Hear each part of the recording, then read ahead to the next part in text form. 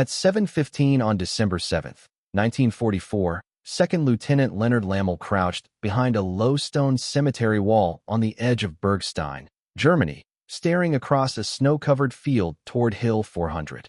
400 yards ahead, German machine gunners were already adjusting their weapons inside concrete pillboxes, preparing to sweep the open ground with fire. Lammel was 24 years old, a veteran ranger who had climbed the cliffs at Point du Hoc on D-Day. Now he was leading what remained of Dog Company, 2nd Ranger Battalion, into an assault that 4 full American divisions had already failed to accomplish. Hill 400 was not just a hill. It was a fortress. At its summit stood an observation tower ringed by reinforced bunkers, dugouts, and interlocking machine gun positions. From that height, German observers could see every American movement in the Roer Valley below. Every truck, every tank, every infantry unit crossing open ground. Whoever held Hill 400 controlled the battlefield. The cost of trying to take it was already staggering. In September, the 9th Infantry Division attacked. They gained barely 3 kilometers and suffered 4,500 casualties.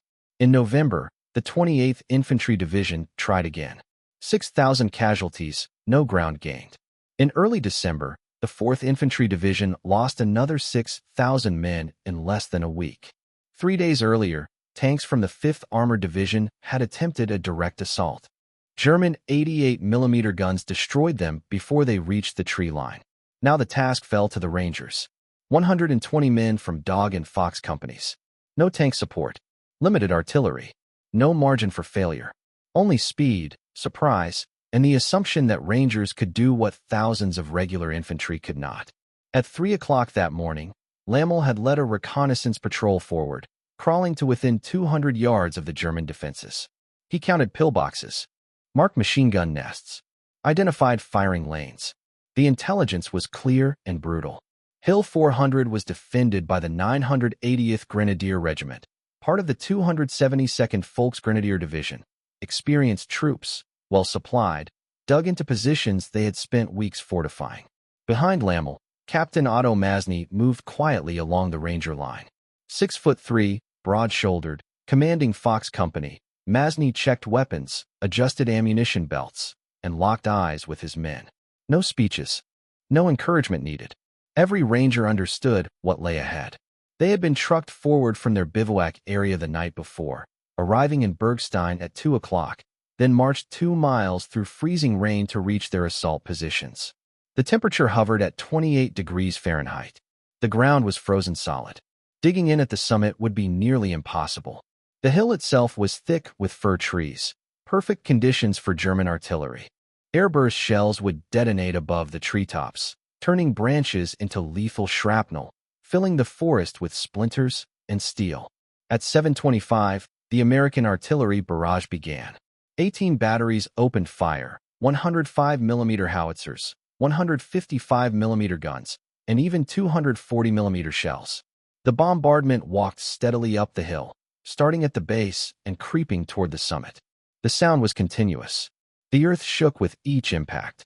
Trees exploded into fragments. Concrete bunkers vanished into clouds of smoke and debris.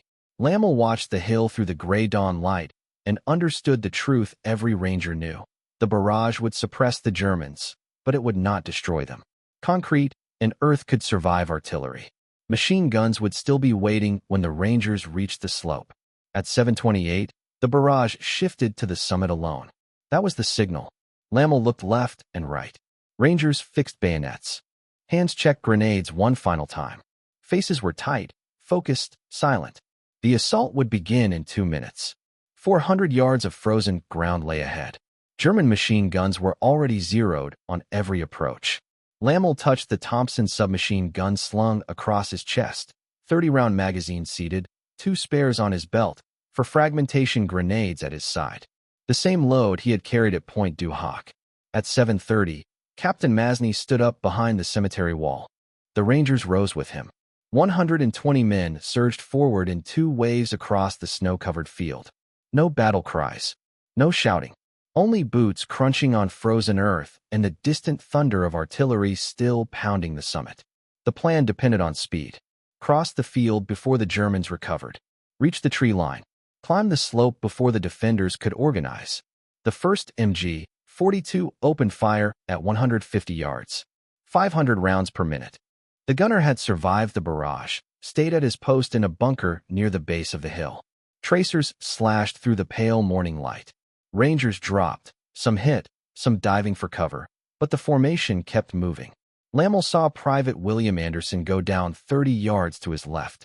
Saw Sergeant Ed Sayer dive behind a shallow rise. Saw Fox Company take fire from a second machine gun position on their flank. The crossing that was supposed to take 2 minutes stretched into 4. At 200 yards, German mortars began falling. 81mm rounds, fired on pre-registered coordinates. The first salvo landed short. The second walked closer. The Rangers kept moving. Standing still meant death. Forward movement was survival.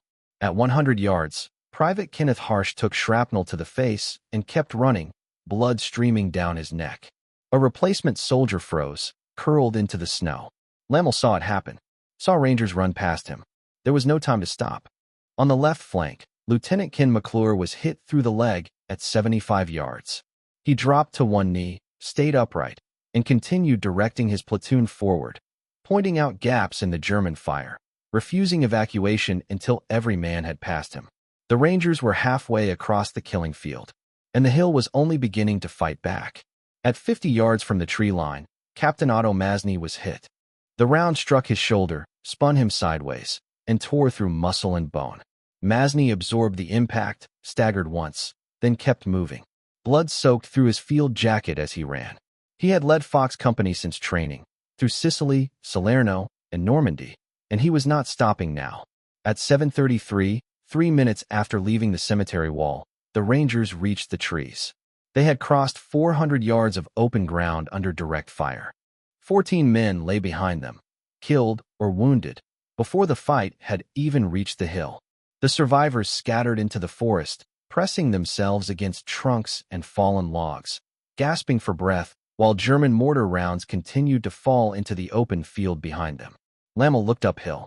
The slope rose at a 45-degree angle, nearly 400 vertical feet, thick with fir trees and fortified German positions. He could see the first line of bunkers 60 yards above, hear German troops shouting orders, boots crunching on frozen earth.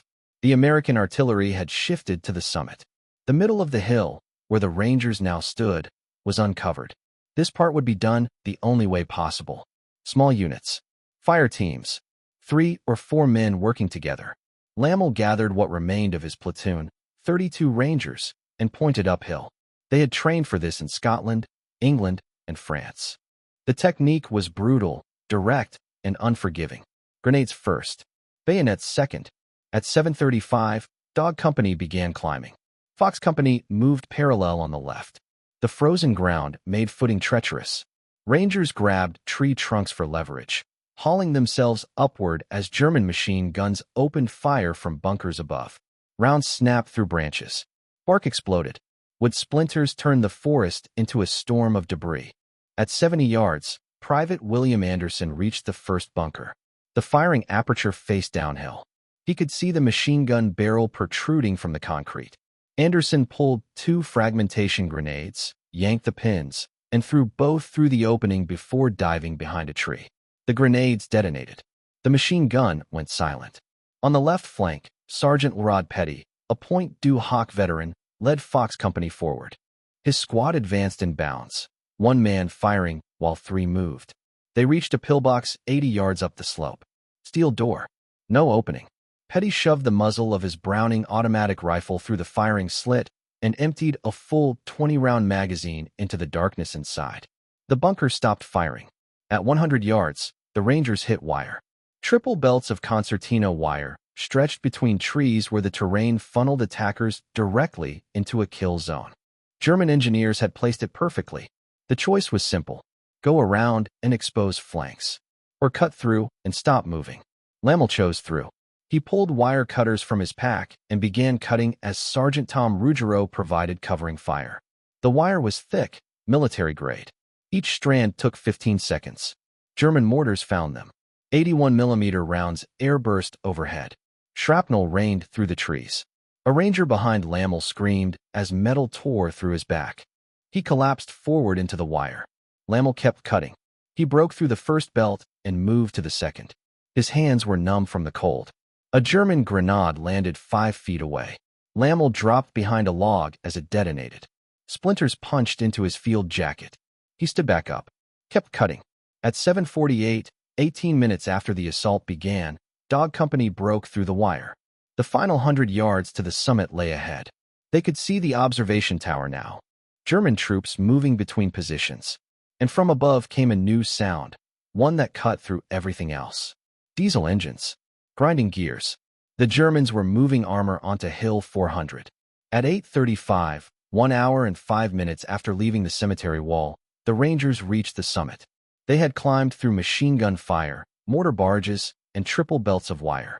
Now they stood on Hill 400, the highest point in the Rohr Valley, 1,322 feet above sea level. And the Germans were still there. The observation tower stood 50 yards ahead, a 3-story wooden structure on a concrete base.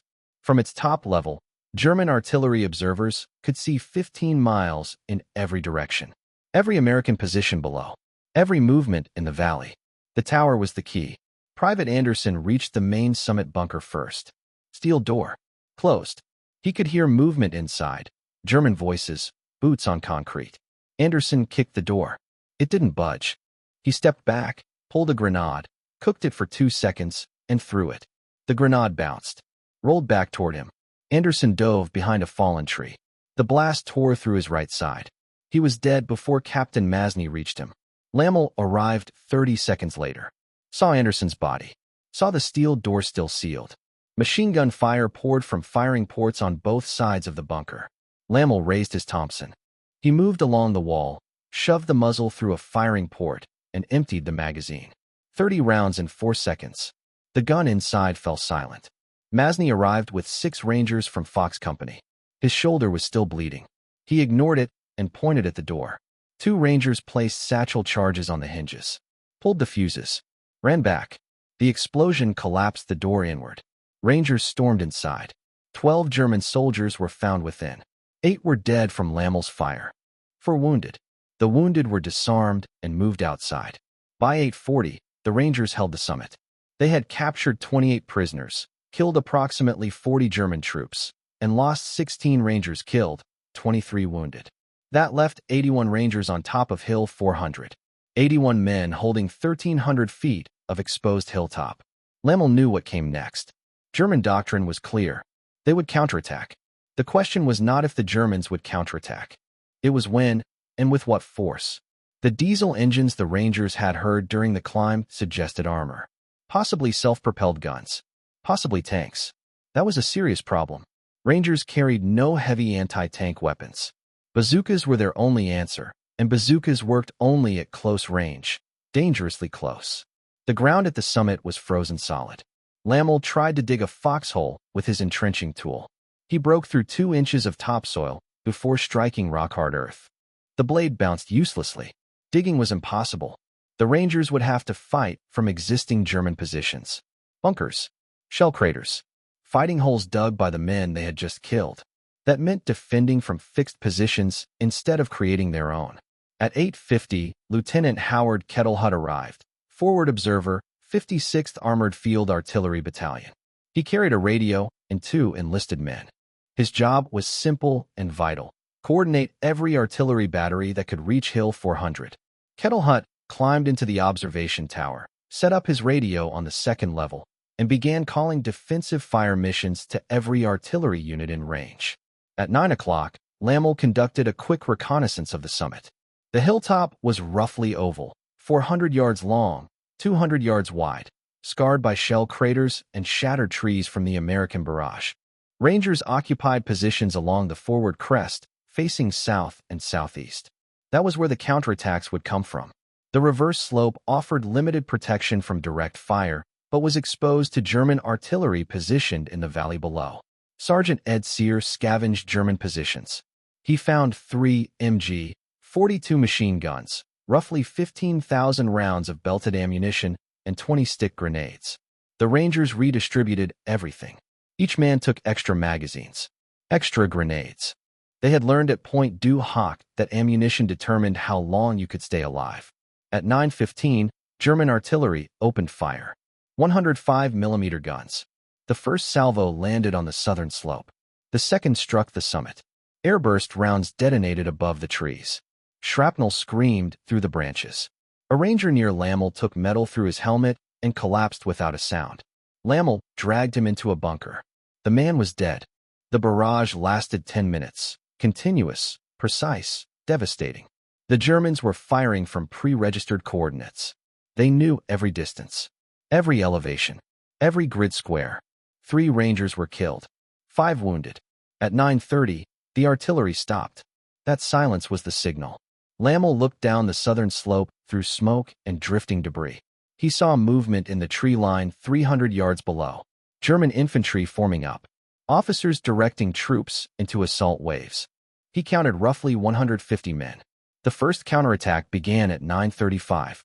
Infantry from the 654th Grenadier Regiment advanced in 3 waves, 50 men per wave, spaced 20 yards apart. Standard German assault doctrine. The first wave absorbed fire. The second exploited gaps. The third consolidated. Lammel had positioned his Rangers carefully. 30 men from Dog Company on the right, 25 from Fox Company on the left. The rest manning bunkers and reserve positions. Every man had a clear field of fire. Orders were simple. Hold fire until 100 yards. From the observation tower, Kettle Hut began calling artillery. 3 batteries responded. 18 guns, 105mm howitzers.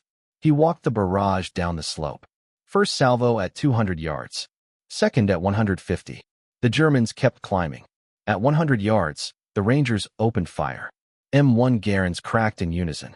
Bars hammered. 2 captured MG-42s roared from German bunkers now manned by Americans. The slope turned lethal. German soldiers dropped. Others dove behind trees. The formation staggered but did not break. Grenades followed. Fragmentation grenades rolled downhill and detonated among the advancing troops. Explosions tore holes in the assault line. German officers screamed orders, trying to keep momentum. The second wave climbed through the bodies of the first. Sergeant Sear fired his bar in disciplined bursts. 5 rounds. Shift. 5 rounds. He knew sustained fire wasted ammunition. Aim killed faster than volume. In 2 minutes, Sear accounted for 7 enemy soldiers. At 75 yards, the German assault split, attempting to flank both Ranger positions. Lammel saw it immediately. He shifted 5 Rangers to the right. Sear moved 3 to the left. The flanking elements ran into concentrated fire and collapsed. At 9:42, 7 minutes after it began, the German counterattack broke. Survivors withdrew down the slope, leaving their dead behind. The Rangers held, but the cost was visible. 4 more Rangers dead, 7 wounded. That left 70 men combat effective on Hill 400. 70 men against whatever came next. Lammel knew this was only the beginning.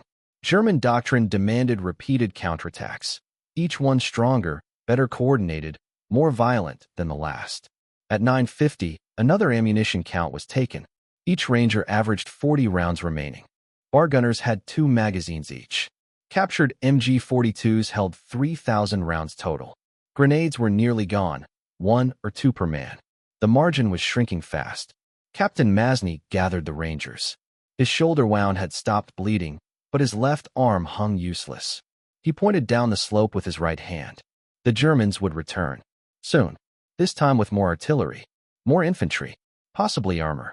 The Rangers redistributed ammunition, identified fallback positions, and prepared for the next assault.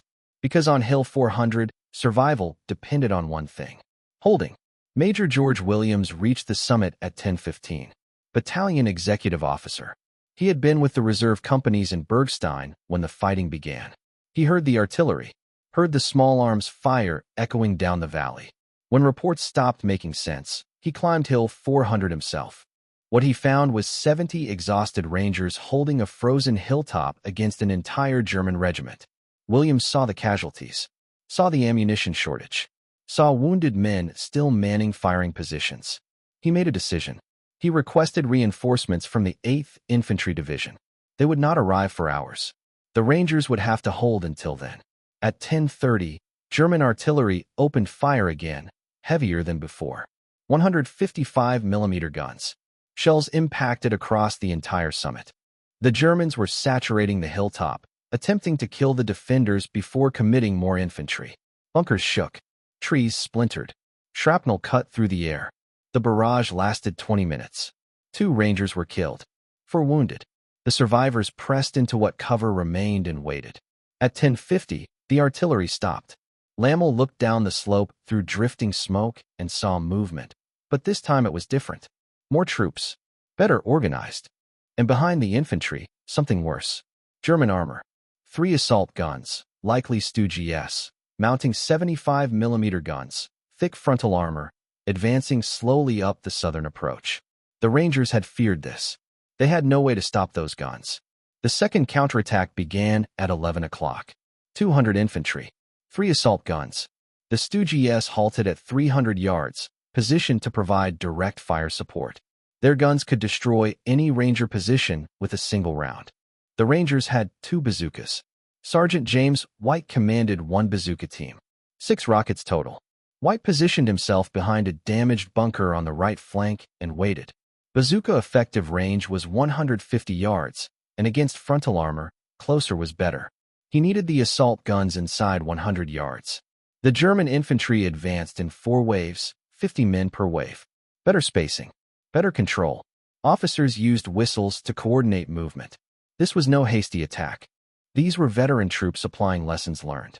Lieutenant Kettlehut called for artillery at 250 yards. 8 batteries answered. First Army had recognized the importance of Hill 400. Every available gun in range was firing. 105mm and 155mm shells slammed into the slope, creating a wall of fire and debris between the attackers and the Rangers. The Germans kept coming. They walked through the barrage, took casualties, closed the distance. At 200 yards, they went to ground and returned fire. Machine guns opened up from the tree line. Mortar rounds began falling on the summit. The assault guns advanced to 200 yards and opened fire. The first high-explosive round struck the observation tower. The second level collapsed. Kettlehut and his radio operator were thrown against the wall. Both survived. The radio did not. Kettlehut climbed down, found another radio from a dead Ranger, and resumed calling fire missions. Sergeant White watched the lead assault gun reach 150 yards. He aimed at the front glacis. He knew the math. The bazooka could penetrate 60 millimeters of armor at that range. The Stooges' frontal armor was 80 millimeters. The round would likely fail. White fired anyway. The rocket streaked downhill, struck the glacis plate, detonated. The armor held. The Stooge halted, traversed its gun, and fired. The 75mm round struck the bunker wall 2 feet from White. The concussion knocked him unconscious. The second bazooka team engaged the trailing assault gun. They hit the side armor. The rocket penetrated. The Stooge erupted in flames. The crew bailed out and were shot as they ran. The burning wreck blocked the trail. The remaining 2 assault guns reversed and withdrew. The infantry lost armored support. At 11:15, German infantry reached 100 yards. The Rangers opened fire. Every weapon, Garand's, bars, captured MG-42s, Thompsons. The fire was devastating. German soldiers fell by the dozen. They kept coming. The second wave reached 75 yards. The third climbed over the dead of the first. Lammel saw German troops reach the same wire obstacles the Rangers had cut earlier that morning. Saw officers reorganizing for a final push. At 11:20, the fourth wave reached 50 yards. Bayonets fixed. Lammel looked along the line. Saw men nearly out of ammunition. Saw wounded Rangers still firing. Saw Sergeant Sear with blood running down his face, refusing to leave his position. Captain Masney was down again. Another wound to the leg, still directing Fox Company from a shell crater. Major Williams organized the reserve Rangers, preparing for hand-to-hand combat. Every man understood what was happening. They were exhausted, low on ammunition, outnumbered, and the Germans were about to charge. At 11:22, German officers blew their whistles. The fourth wave rose from cover. 100 infantry charged uphill with fixed bayonets. And behind them, lower on the slope, Lammel could see more troops forming. A fifth wave. A sixth. The Germans committed everything they had. The fourth wave struck at 11:23. 100 infantry charged the final 50 yards with fixed bayonets, screaming as they came. The Rangers met them with rifle fire at point-blank range, 10 yards, 5 yards. Then the ammunition ran dry. The fight collapsed into hand-to-hand combat. Bayonets, rifle butts, entrenching tools, fists, the kind of fighting that happened when men refused to step back. Sergeant Ed Sayer was firing his Browning automatic rifle when a German round struck the weapon. The barrel bent. The gun was useless. Sayer dropped it. 2 German soldiers lay dead 5 feet away. Both carried MP-40 submachine guns. Sayer picked them up, 32-round magazines, both full. He stood up and walked forward. He fired both weapons from the hip, advancing directly into the German assault line. One man, using enemy weapons, moving steadily uphill through screaming infantry. Some Germans stopped. Some tried to shoot him. Some froze. Sayer kept walking. He emptied both magazines, dropped both guns, picked up a German rifle from a dead soldier, and kept fighting. The Rangers behind him saw it. They stood up. They followed. The Ranger line surged forward in a spontaneous counterattack. The German fourth wave broke under the shock, fell back, and retreated down the slope, leaving 30 dead on the hilltop. The Rangers pursued for 50 yards, then stopped. They were too few, too exhausted, too low on ammunition. At 11:30, the second counterattack ended. 200 German infantry had assaulted Hill 400. 140 were dead or wounded. The survivors withdrew into the tree line. The Rangers had held again. The cost was devastating.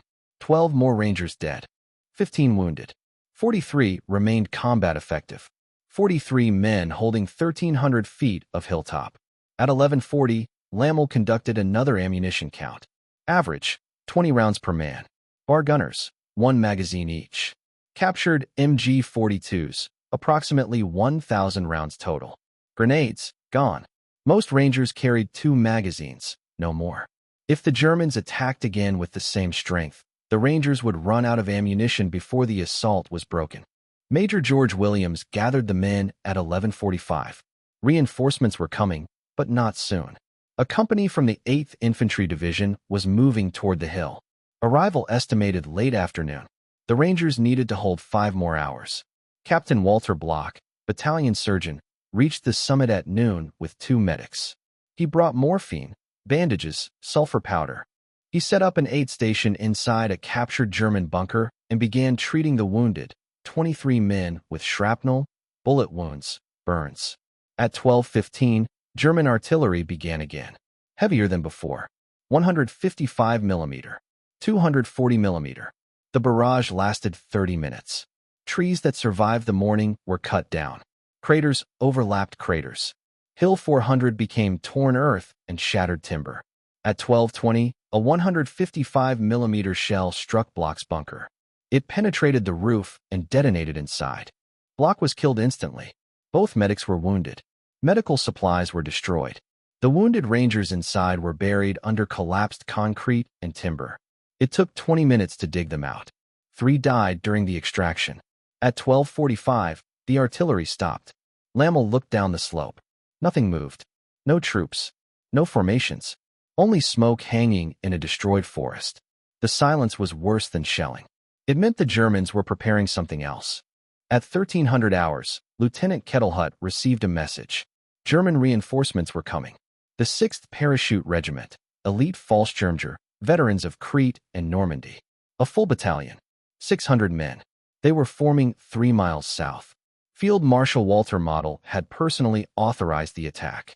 He had offered Iron Crosses and 2 weeks' leave to anyone who helped retake the hill. Lammel gathered the Rangers. 43 men. Most wounded. All exhausted. Ammunition nearly gone. He told them what was coming. 600 elite paratroopers. The math was brutal. Major Williams asked the question every man was thinking. Could they hold? Lammel looked at the ammunition. Looked at the casualties. Looked at the men. He gave the only honest answer. They would find out. At 1500 hours, the 3rd counterattack began. 6 waves. 100 men per wave. 50 yards between waves. This was not desperation. This was deliberate. Fallschirmjäger advanced in camouflage smocks and distinctive helmets, moving by bounds, squads covering each other, artillery and mortars supporting from the valley below. Lammel watched them climb the southern slope. Fresh troops, disciplined, professional, and the Rangers waited. These were not Volksgrenadiers. These were professionals.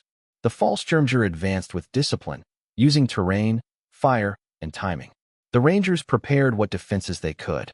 43 men spread across 400 yards of shattered hilltop. Every man in a fighting position. Every position with a defined field of fire. Lammel placed the remaining bar gunners at key points. Captured German machine guns were set to overlap fields of fire. The orders were simple. Fire only inside 100 yards. Make every round count. Conserve ammunition until the last possible moment. Lieutenant Kettlehut called for artillery at 500 yards. Every 1st Army battery in range responded. The barrage was massive, continuous. Shells walked down the slope ahead of the advancing paratroopers. The Germans knew how to move through artillery. They went to ground during heavy concentrations, advanced during the gaps, took casualties, kept coming. At 300 yards, German artillery began counter-battery fire. American gun positions in the valley were targeted systematically. One battery fell silent, then another. The supporting fire slackened. The Rangers felt it immediately. At 15:15, the first Fallschirmjäger wave reached 200 yards. Rangers opened fire. Every weapon. The Germans went to ground and returned fire. Their volume was overwhelming. Machine guns, rifles, mortars. 2 Rangers were killed in the first minute. 3 more were wounded. The second wave moved through the first at 150 yards. Leapfrogging. Standard assault doctrine. Suppression followed by movement. The Rangers could barely raise their heads. At 15:20, Sergeant Ed Sayer was hit again. Shrapnel through the left shoulder. He ignored it and kept firing. He had already collected ammunition from 2 dead Rangers. He was down to 8 rounds. Others were worse.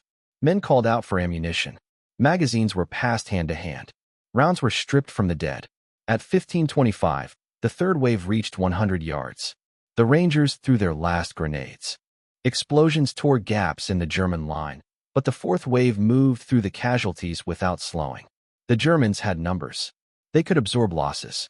Lammel saw paratroopers reaching the wire at 75 yards, cutting through, officers directing flanking movements. This was not a charge. This was methodical destruction. There were not enough Rangers to cover the hill. At 15:30, a German squad broke through on the left flank. 10 paratroopers moving along the reverse slope, coming in behind the Ranger line. Lammel saw them. He grabbed 5 Rangers and moved. They met in a shell crater at point-blank range. Lammel emptied his Thompson, killing 3. The others killed 4 more. The remaining Germans withdrew. The breach was sealed, but it revealed how thin the defense had become. Major Williams coordinated from the observation tower, shifting men, plugging gaps, trying to hold a coherent line with exhausted survivors. At 15:35, he received the message. Reinforcements delayed. German artillery had struck the approaching column. No relief until nightfall. Williams assessed the situation. 43 Rangers. Most wounded. Almost no ammunition. 600 elite paratroopers still advancing. He made the decision. They would hold. When ammunition ran out, they would use bayonets. When bayonets failed, entrenching tools. They would not retreat. At 15:40, the 5th German wave reached 50 yards. Bayonets fixed. The 6th wave moved behind them. Lammel checked his Thompson. 1 magazine left. 15 rounds. He looked around him. Men with only a few rounds left. Wounded Rangers still in position. Exhausted faces. Determined eyes. At 15:45, the 5th and 6th waves charged. 500 Fallschirmjäger surged forward, firing from the hip. The Rangers met them with everything they had left. They fired until magazines emptied, then fixed bayonets. Lieutenant Kettlehut called for danger-close artillery. Coordinates within 50 yards of Ranger positions. The batteries complied. Shells landed among the charging Germans. Explosions tore through both sides. Rangers died. Germans died. The assault broke. The paratroopers went to ground at 30 yards. They could not advance. They would not retreat. For 2 hours, the battle locked in place. Germans 30 yards away. Rangers holding at 0. Fire when targets appeared. Collect ammunition from the dead. Shift men to block flanking attempts. Neither side could move. At 17:30, as darkness fell, American artillery intensified. Not harassment fire. Full barrages. German assembly areas. Support positions. Everything First Army could bring.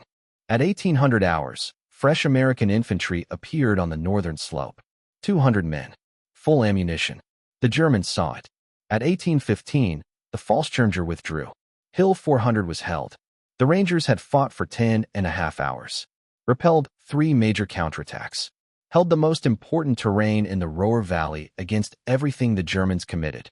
The cost lay across the hilltop. 23 Rangers killed. 86 wounded. For missing. Of the 120 who assaulted the hill that morning, 11 remained combat effective. German losses were catastrophic. 412 dead. Unknown wounded evacuated. 3 assault guns destroyed. The 6th Parachute Regiment ceased to exist as a fighting force. Lammel was evacuated on December 8, concussed, wounded by shrapnel. Before leaving, he walked the hill one final time. He saw where Captain Block died, where Anderson fell, where men held when there was nothing left to give. Years later, when asked about D-Day, Lammel always gave the same answer. June 6th was not his longest day. December 7th, 1944 was. The Rangers were relieved on December 9th. 9 days later, the Germans launched the Battle of the Bulge. The survivors of Hill 400 were sent north without rest. Hill 400 was retaken by the Germans briefly, recaptured by Americans in February 1945. By then, it no longer mattered. What mattered was what had been proven. That small units could do what divisions could not. That training and leadership could defeat numbers. That Americans could face elite German forces and hold. Military historians would later write that Hill 400 was saved by brains and bravery at the junior level. They were right.